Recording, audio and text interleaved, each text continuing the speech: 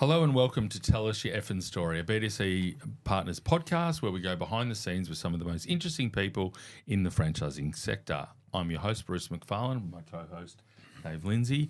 Today we're here with Greg Sugars OAM, CEO of Preston Rowe Paterson. So we're going to start with that. Welcome. Thank you. Well, great to be here. Well, welcome, Greg.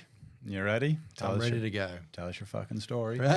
So it's your franchising story, Greg, of My course. franchising story. Yes, it's tell us your franchising story.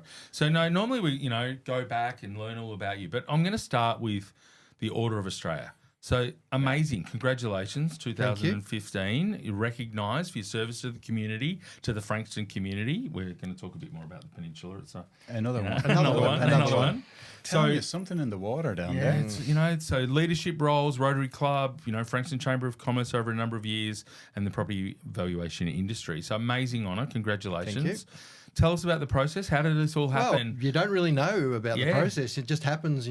I was travelling for work and I got a call from my wife. She said, there's a letter's arrived from Government House and it's got gold lettering on it. I think it's really important. Can I open it? So I said, sure, no worries at all. And it was a letter just saying, hey, you've been considered for this honour. If we were to consider giving it to you, would you accept it? Oh, right. So I wrote back and said, sure, that would be great.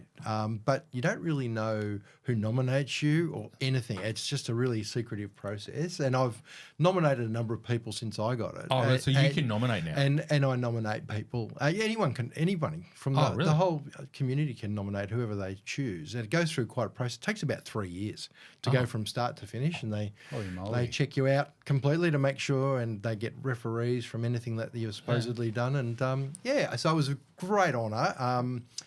At the time when I got it, Mum was still alive, so I took her up to Government House with me. Yeah, fantastic. And she was sort of a bit older, but that was the highlight. She'd never been to anything like that before. Yeah. Who has? It was good fun. It was good fun. And so who presented it? The Governor of Victoria at the time. Yeah. So then you're there with a whole lot of people, obviously, who've got them. But I think about 500, 600 people get one each of Australia Day and Queen's Birthday. So about 1,100 people a year, maybe. Yeah. Yeah.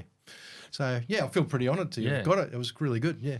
And it's on your name now? So it's on your name. And so you, obviously, that at the time... get to wear this little badge every day. Oh, yeah. But obviously it's a recognition of being involved in the community. Yeah. So it's lots of stuff that you've done over a long period of time. It's not like you organise a chook raffle. And no. And it was very successful. A very successful chook raffle. I'm a big believer that, you got to give back. And it's part of being all round, and been involved with a lot of things over the years, both charitable, not-for-profit sector. I sat on a lot of boards in the not-for-profit, but back to the school where I went, giving time back to them as a volunteer board member and things like that. So, but the world goes round. It's made up by volunteers. If we don't have volunteers, we go nowhere. Correct. Fast. So Yes, well, one of our three of us know one. Bruce Bilson, who talks about people showing up. Showing up. That's exactly right. Exactly right. People that show up get shit done. Exactly really. Right. That's right.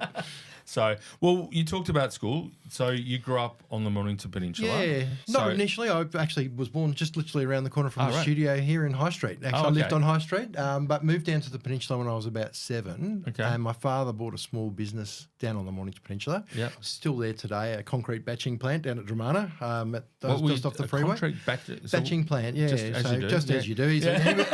He was an industrial chemist, and he was very heavily involved when they did the first Melbourne Underground, doing all the concrete formulas and things like that. And he thought, there's a bit of money in this. I'm going to tie up the supply. Back in the BLF days, so not different to the CFMEU days. just a different name. I'm starting to get the linkage. But he was an entrepreneur and always into business, and I think that's probably where I got the bug from, and a lot of my involvement, in politics has always probably been on the right side and the left side, because of the business communities and things like that. So, that's how that all started. So, do you have siblings? I've got a sister, younger sister. Yeah. So you're all down in the peninsula, in Mount Eliza or Mornington? I grew up in South Frankston. Yeah. And then been in Mornington for the last 30-odd years. So, yeah.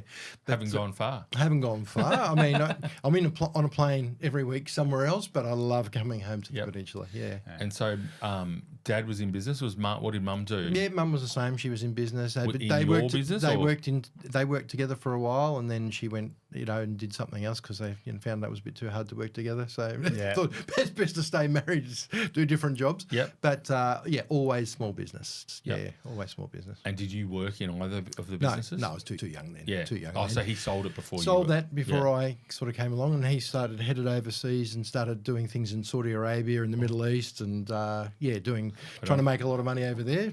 Yep. Yeah, wow. Didn't succeed, but gave a lot of money away. Gave a lot of money away. Yeah, exactly right. Wow. So as part of that, I went to Peninsula Grammar. Yeah. And I'm still on the board there, Peninsula Grammar, all this time later, which was good. But it was great because I got a really good education. But I did cadets, I did sport, I did music, and I just got it all good all round education, which didn't go to uni after school at all. Went later in life, but probably spent the last 2 years at school having too much fun. So just back before we get to the out of school, while you're at school, like you tried all those things. What were you passionate about? Like, was it any music or sport? No, I actually just enjoyed the whole atmosphere. I'm a very social person, so being around a lot of people really helps, and enjoyed that. Actually, one of I think it was my Year 12 legal studies teacher told me, you're never going to amount to anything. So I don't think you'll even pass your HSC as it was back in those days. Yeah. So had great delight recently when he turned up at a function at the school and I was on stage and he was sitting down in the audience. Yeah. But anyway, that's another story. Yes. I've had that conversation as well. So were there any subjects at school that you... I did business and law and economics. So you were attracted to the business side of things. Yeah, and our economics teacher smoked a pipe and that was really cool because he actually taught me how to mix my own tobacco. Things were a little bit... Smoked in the classroom in those days. We were in the 80s, exactly right. Lots of things. Lots have happened. And you're not a good professor unless you smoke. So, life in the Peninsula was pretty crazy in the 80s. Good, and Dad was overseas, so our mum was trying to look after us kids, So my last 2 years at school, in fact, there's a bit of a... he left. He was working over there. He was, 3 months on, 3 months home, 3 months on. And I remember Mum one day said, I can't be bothered driving you to school today. Yeah, relax. And I'd bought an old car to do up, and she said, why don't you just drive yourself?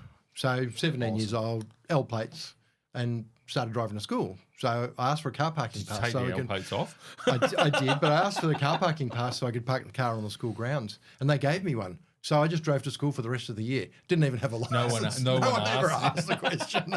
So anyway, fantastic. We had fun in those days. Yeah. That's good. You wouldn't do it these days. No. So what did you know? What did you want to be when you're at school? I actually wanted to be a share broker of all things. So I did work experience up in town with a stockbroker and did that. And I had an uncle who didn't have any kids, and so he was very good to me. He used to have a little slush fund, and he would talk every week on the phone. He lived up at Swan Hill, and he'd say, "What are we going to spend our money on this week?" And so we'd invest in things and see how we went, and we made a bit of money along the way. And in fact, just the other day, I looked at the. There's a register of all the things that have not been collected. It's a government list if you've got interest and that's never been claimed, and found that we had some shares still together. He died about 20 years ago, but we've got some money sitting in one of the government coffers, a couple of $100. So you're just waiting to see what happens with capital gains. Well, I can't get it out because he can't sign it. Yeah, I'll wait till tonight and see what Chalmers does. Yeah. Well, the first session we did today was about wills and about, signing documents and stuff. So you should have been here earlier. Might have learned something.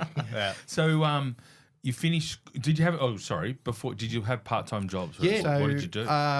Well, when I was 12 or 13, had a paper round like probably everyone did in those days. 7 days a week. Bit hilly in South Frankston. Very hilly, riding up Fleetwood Crescent, Brighton Crescent, South Frankston. Very hilly. Then did a bit of work at Richie's with Fred Harrison. Fred in the Mount Eliza store? At Frankston. Yeah. And I drove the delivery van when I turned 18 while I was first job after school. And then started working at Hertz Rent-A-Car. Okay. And thought that was a pretty good job. Got to take a company car home every night. 18 years old. was pretty handy. So that's while you're at school or after? Just after school. Yeah. So, yeah, worked through, started that after school. And at that stage, hadn't gone to uni, working 13 days a fortnight. So Richie's was 6 days out of 7, and now the job was a 7-day on, 7-day off job. That was good. So, yeah, I really enjoyed it. Always worked hard. Yeah. Yeah. So Richie's is not strictly a franchise. It's a buying group. Thing. And Fred wasn't the CEO in those days. He was, well, when I first met Fred, he was the trolley boy at Beach Street, Frankston. And, he's had been such a huge success, Yeah, so Richie's, there was some, my family owned supermarkets, so I grew up in that. My grandfather owned shops and Dad owned shops at the time, so worked in it. But the Metcash bought into the Barons and stuff, and so they backed a few of their, not franchisees, but their member companies, and really grew. And he was an example of that. So I don't know, he's got 65 or 70 shops or something. Yeah, it's huge now. Yeah, huge. In fact, I see, even though he lives about 100 yards down the road, I see him more in the Qantas Club than anywhere else. He's always off flying off to see one of his office stores or something, and we catch up. See him wandering around the streets of Mount Eliza and his walk in the mornings. So you're in business and franchise business, well, sort of franchise businesses early days. And so you didn't go to uni, but you went to RMIT? Yeah, went back to RMIT later on. Yeah. So I didn't really know what I wanted to do. Sort of enjoyed working, making money, and then I got into real estate. I thought that one would give that a crack and see what that was like. And I was probably in Mount Eliza. I was probably not that great at the sales side of things, but I was really good at listing houses, telling people what the houses was worth. And I came across a guy who was a valuer, and he'd just opened a business in town. So he used to come and pick my brains for some information on properties that had sold and things like that. Not like today where you jump on CoreLogic and it's there, you look at, everything's there. You just didn't have that data, and the government used to release it. It was usually 3 or 4 months out of date. So I got to know him really well, and he said, look, I need someone to help. I'm getting really busy. So why don't you come over and try valuations, and then you can head off to RMIT and do the property course. And we worked together for a while, and his business got taken over by a large company. And I sort of transitioned with him over there, and we didn't really culturally fit in with that business too well. And he's like, I've made the biggest mistake of my life. We probably should have stayed doing what we were doing. But there was a guy that was working there who was a really good guy, also from down on the peninsula. So we sort of got to talking and said, well, why don't we just open up our own business? So I think I was 21 at the time. Yeah. So is this the Market Line? Market Line property valuations. So you started that business? With 2 mates. Yeah. It was really good. So the next partner was 10 years older than me, and the next one was 10 years older than him. So there was a pretty big age gap, but we all had. But there was generational experience. Yeah, Gary was really experienced. Rob was a specialist commercial valuer. So I got taught by some really good guys, and we worked together, and we were really lucky. About 4 months in to that business, the ANZ used to do their own valuations in-house. And this is a great story. I tell all my leadership team this. You never know who's going to, give you a push in life. There was a lady who worked at a local real estate agent, single mum, and she was hopeless at listing houses. She was a great sales lady. So she used to ring me up all the time for some help. And she'd say, can you tell me what this would be worth? Because I've got to go and list it. And the agency you should work for were pretty cutthroat. If you didn't get your targets every month, no job. So being a single mum, she was desperate to stay. Anyway, got a phone call this day, sitting in the office, and a guy rings me up. He said, you don't know who I am, but I'm from the ANZ Bank. And he said, we're going to outsource our valuations. How much of Melbourne would you like? I'm like, wow. Oh, how's that going? And anyway, I got to the bottom of the story, and it was her boyfriend. And he'd realised that I'd been helping her for all this time over, my career, helping her, things like that. And so you're still in your 20s? Still in my 20s, yeah. So that was great. So we ended up putting on, I think, about 10 staff in about a 2-month period, and our business just grew exponentially. So really good story, and we were really lucky. It worked really well. And as a bit of a side story, later on, she had her son. He was in a car accident, had an acquired brain injury, and he came back to work for us. He ran our filing department, and in the days when we had files, and all the archives and compactuses and stuff like that. And he used to run around the office and do all that sort of stuff. So we sort of paid back a little bit on that one. Yeah. So partnerships are tough, and you particularly. Oh, it was very tough. Yeah. I had hair back in those days. Yeah. No, but it's interesting. Like you've got into a partnership with, like you say, people. Like often partnerships, if they start out, there's three mates in a pub and they're all same age, and then figure it out pretty quickly that it didn't really work out because someone's pulling their weight and someone's not pulling their weight, and someone's doing this, and someone's got money and someone hasn't got money and stuff. So you manage that for my research, 12 years. So 12 years. That's a good stint. And then our industry was really changing. Like we were seeing technology was becoming, a huge thing. Professional indemnity insurance was almost impossible to get. So we started talking to a couple of firms that we didn't compete with interstate and said, well, what are you doing with technology? What are you doing with insurance? How are you buying your insurance? And we all realised that even though we didn't compete, we had so much in common. Yeah. So we formed a new business, a national business called Optian Property Group. And that's a made-up name. We just, just decided, we're going to have to call it something. And we got a business from Brisbane, one from Perth, one from New South Wales, one from SA, and ourselves. And we brought that together to form Optian. We needed someone to run it. And by that stage, probably the partnership had run its course. Of course. Maybe. So I was getting a bit frustrated. So I said, well, I'll sell out of the Market Line business and I'll go and run the Optian business. Which Market Line part owned. Which Market Line part owned, yeah. But obviously, because there were so many parties involved, you couldn't sort of be a shareholder in one. So I had to step out of the shareholding of Market Line. So started that, and then I spent my next 5 years just going around Australia, putting together and adding to that network. So it started off with the 5 businesses. Yep. And when I left, there was about 52 businesses which were part of it. Independent conversions. Yeah. And were they franchised or? Well, no, at the time it was like a co-op. Yeah. But it did become franchised after I left. Yeah. And then it's now corporatized. So they've gone down a complete change of model. So you were there, as CEO, as when it started. Yeah, so you were the first starting. Founding CEO there. Yeah. Okay, and so when you were going around, so you were just going to independent businesses. Independent businesses saying, "Hey guys, how about you have a think about technology, think about how we can do group buying, but more importantly, how we can market ourselves to our clients as one." Yeah. And what we were seeing in those days is for clients like banks and for corporates, they'd have 500 firms of valuers on their panels, and they were, just small, disparate. No one did things the same way, and they were looking for that aggregation in the industry. And like lawyers, like accountants, we just saw that pathway to aggregation. So probably, in those days, one of the first mover advantages in doing that, putting such a big group together.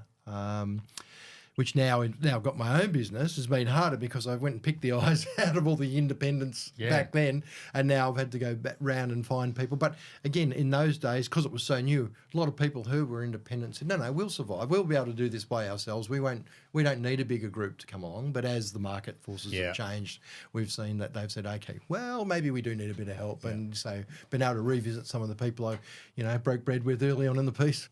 So with that, just the structure piece, you decided at the start that they're all independent. It's not franchised. Yeah. That was a great theory. Yeah. It didn't really work that well because it was a bit like, the duck floating on the water. Everything looked good to the outside world, but underneath everyone was doing something different. There was no consistency, and it was hard, and it was a long journey to get that right. Yeah. Especially the tech piece was huge. Considering you're bringing a whole lot of independents who have their own ways of doing it and trying to get them. Maybe 10 years before, valuers were still typing valuations on a typewriter and posting them in the DX box overnight back to the clients. And there was no email or anything like that. And I remember getting my first mobile phone, and I thought it was, great. I'd been out at Tullamarine valuing a house, and got back to the office in Mount Eliza, and there was a house had come in that afternoon. It was next door to the one I'd valued. And we had no way of getting in touch with you. So I went, bugger it. I went out and bought it was about $5,000 in those days to get a car phone. Great big box that sat under your seat. And bought one, and this is never going to happen again. So technology was an important part of what we did. Yep. Yeah. And so that early, were you obviously a CEO were driving the structure of the group though, and selling the dream of being together? 100%. Yeah. The theory was, you run your own business and we'll just provide the support and the structure around it. And then when they decided to go corporately and try and do different things, it was just not an alignment, because I just spent all these years running around telling people that this is not the way it's going to end up. And then we started getting some independent directors and that, and they said, no, we've got to corporatise this. Yeah. So when you corporatised it, did you buy out the offices? Like, what did you do then? They did. I'd left by that. So I'd left and started and gone with Preston Rowe Paterson there, where I am now, yeah. Well, before we get to Preston Rowe Paterson, there's a whole lot of, like you said, there's a whole lot of other things that you do. Yeah. So just some of these things like Skills Plus, where does that fit into things? Yeah, so that was a great story. Market line days, advertising for a receptionist. Skills Plus, someone there rang me and said, listen, we've got a young lady here who we'd like to come for an interview. Yeah. She'd be perfect for the job, but we don't expect you to give her the job. And I said, well, why are you ringing me? They said, look, we just wanted to get the experience at an interview. Well, what's wrong with her? They said, she's blind. And I said, and, receptionist, I don't see what the problem there is. So we got her along. Didn't tell the other two people on the interview panel that she was blind. You couldn't really tell, she had, I think she's legally blind, but maybe had 10% vision. So she could still follow her voice and look people in the eyes. And at the end of the, seeing all the candidates, everyone chose her. So I gave her a job, and that was great. But I thought, well, okay, if they're not getting the people ready by saying, well, you don't have to give them a job, they might think so. I got involved with there and went onto the board there and became the chair there after a number of years. And lots of people who were, either disadvantaged in some way or had never trying to break out of a cycle of intergenerational unemployment. It was a great place to do that. She married one of the valuers in the office. I emceed their wedding, and I still see them all the time. They're great people. They got kids of their own now. So, good story.